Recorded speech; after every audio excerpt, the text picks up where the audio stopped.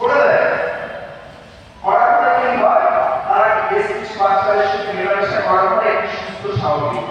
কিন্তু গরিব অসহায় আপনারা যাদের যে বাচ্চাগুলো আপনাদের স্কুলে আসে, একবার ভেবে দেখুন সেই বাচ্চাগুলো কিন্তু সেই সামর্থ্য নেই যারা ইউরোপিক্সে পাঠাবে বা কিডজিতে পাঠাবে। তারা কোথায় পাঠায়? তাদের ডাক্তারকে যেতে হয়। তারা বলে যে ওই আইসিডিএস সেন্টারে যাও। বাচ্চারা যখন স্কুল যাওয়ার অবস্থা কিন্তু আইসিডিএস সেন্টার থেকে তৈরি হয়।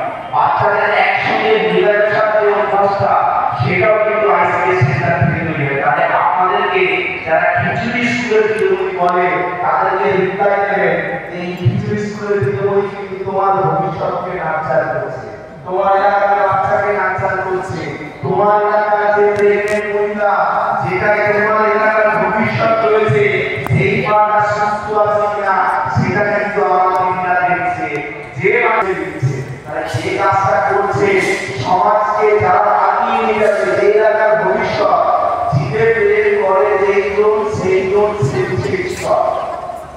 আপনারা আসল চিন্তা করছেন, আসল মানুষের সেবা করছেন, এই মোটিভেশনটা লাগবে আমাদের। কাজের অ্যাক্টিভনেসের কিন্তু এই মোটিভেশন, মানে আমরা যে কাজটার সাথে যুক্ত রয়েছি সেটা ভিডিওতে বক্তব্য রাখছেন।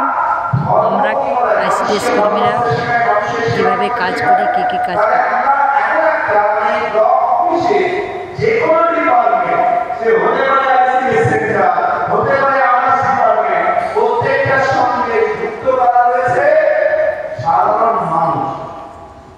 আমরা যদি অ্যাক্টিভ থাকি, আমরা যদি ভালো কাজ করি, সুবিধাটা পাবে কিন্তু সাধারণ মানুষ, গরিব অসহায় মানুষ। মঞ্চে উপস্থিত আছেন ডিপিও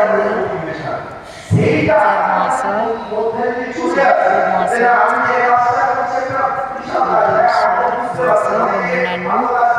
অন্যান্য বিশিষ্ট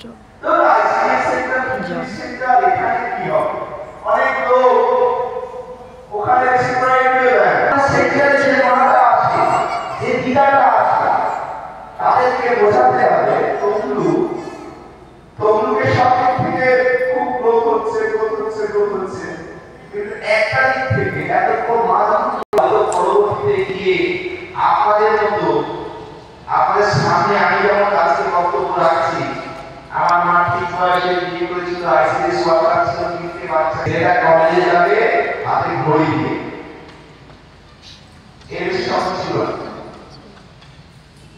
তাই আমি যেমন আমার মা ঠিক সময় বিয়ে করেছে বলে, পড়াশোনা করিয়েছে বলে আজকে আপনাদের সামনে এসে আমি বলতে পারছি যে আপনারাও সেটা করুন।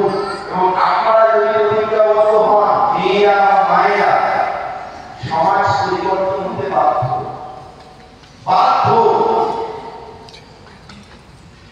চেষ্টা করতে হবে, প্রথম থেকে মাথায় ঢোকাতে হবে যে একটা সুস্থ